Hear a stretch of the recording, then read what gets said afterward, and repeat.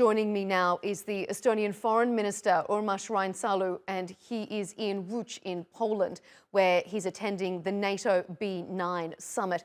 Foreign Minister, thank you for your time here on TRT World. China's proposed peace plan, a 12-point plan, that has failed to suggest Russia should withdraw its forces. Estonia was one of the first countries to criticise the plan. Why? Because, well, China himself hasn't shown to be a fair mediator in this course of this war, although they are a permanent member of the Security Council, but they have been either ambivalent or even in Russia's side, rhetorically. And secondly, the concept or the idea behind the proposals of China is truly that let's have a ceasefire and that's all. But it would mean that the aggressor would take a moment to get back to the counter-offensive against Ukraine. So the Chinese proposal is clearly lacking also a vision how to reach first to a territorial integrity of Ukraine, which should be a precondition of peace.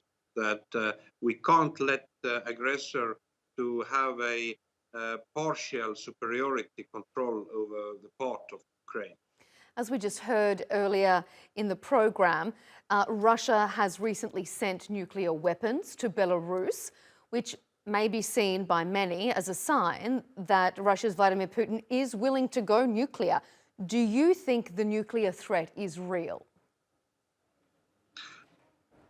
I would presume, but of course it is a fatalistic decision if Putin will decide to use in any circumstances the nuclear weapons. But I would presume that it is a sign of continuing systematic threat against Western capitals. And it is not anything new. Russia has done it in the course of this war systematically. And actually, if they are going to move nuclear weapons to Belarus, of course, it's again an escalative step, but it does not change a strategic balance also of nuclear deterrence in Europe.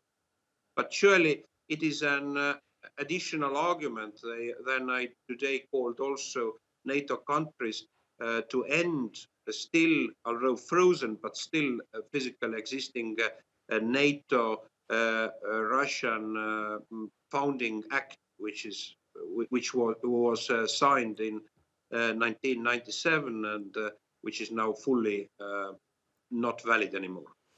How much of a threat, to your mind, does Russia pose specifically to Estonia?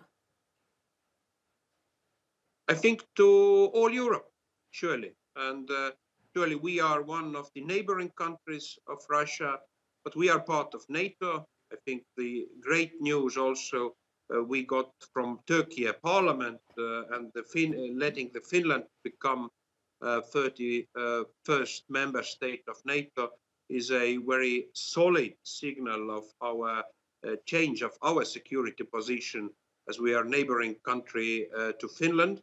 And I hope also in future we will reach also to the Swedish accession, that we will have a Baltic Sea as a NATO inner sea in a way.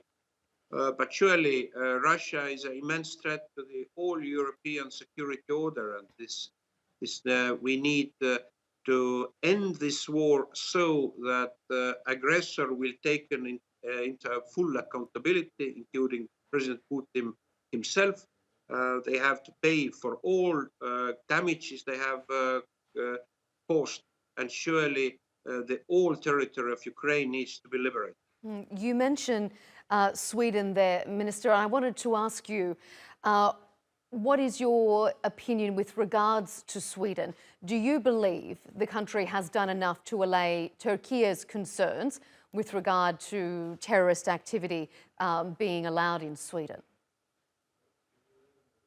I think that, and I today spoken also with my Swedish colleague, that they are very determined to keep this dialogue open, and honest with authorities of Turkey. Surely it is a objective reality now that NATO community, also Sweden, has to await the outcome of Turkey elections. And after that, I hope there will be a honest phase of consultations, which hopefully will reach also to a positive outcome. Urmas Reinsalu, Estonian Foreign Minister, thank you for your time here on TRT World.